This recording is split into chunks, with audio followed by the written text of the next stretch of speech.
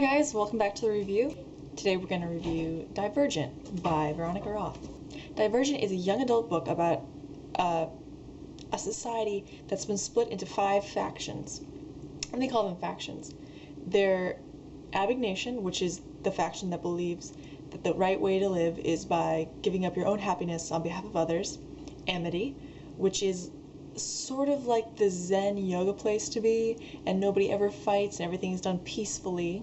Then you have Dauntless, which is really nuts. Imagine a bunch of like punked out kids with like piercings and tattoos, like crazy, jumping on and off of trains pell-mell whenever they want.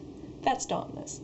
Then you also have Candor, which is the faction that's all about honesty. And finally we have Erudites. Erudites are all about intelligence and information. When you turn 16, you're given a special sort of test. It's not a sure and steady thing, as we find out. In Divergent, our main character Beatrice, who is born in Abnegation, finds out that she has something wrong with her. According to the government, there's something wrong with her. Because when she takes the test, there isn't one clear answer. Instead, she has 3 options.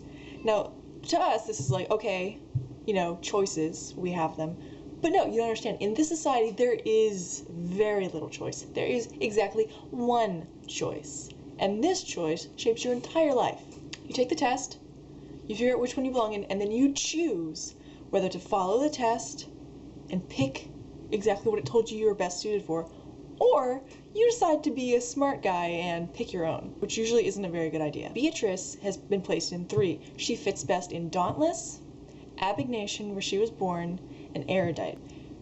Turns out she chooses Dauntless, which is a little weird. In fact, it's almost unheard of. And there's a reason for this. Abnegation is all about giving up your own happiness for the sake of others. You wear nothing but gray, you never draw attention to yourself, you never look at your own reflection. Dauntless is all about being bold and in your face, and I freaking love them because they're insane. A couple of them are actually insane, and the rest of them are just like cheerfully, wonderfully insane, which is part of the reason Beatrice is so attracted to them. After she chooses is all about her training up to be a Dauntless, because apparently once you choose your faction, that's not it. If you don't pass the faction test, then you're factionless. You have no faction. You're a homeless person. Things I loved about this book. It's like a bunch of little things added up into one good experience for me. Yeah, not exactly the fastest of reads, but it snaps along at a very steady pace. I liked 4.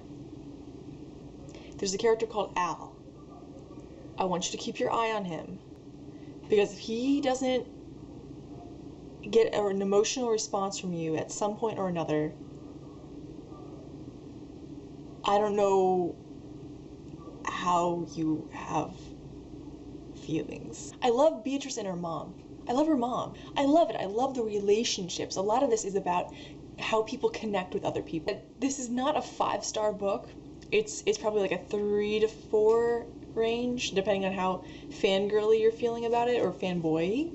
It felt at times that the romance kind of was filling in some of the plot. Not like obviously all this is, you know, plot fill. This is a device. It just felt like they had some issues they didn't solve because they didn't talk about them, or maybe that was more insurgent. I really like this book.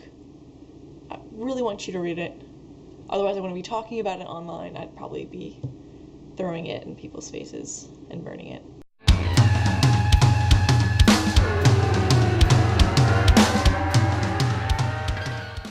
I'm not gonna burn it. Burning books is bad. Hitler burned books. I'm sure other mean people burn books as well, but the most generic evil person I could think of was Hitler. Sorry.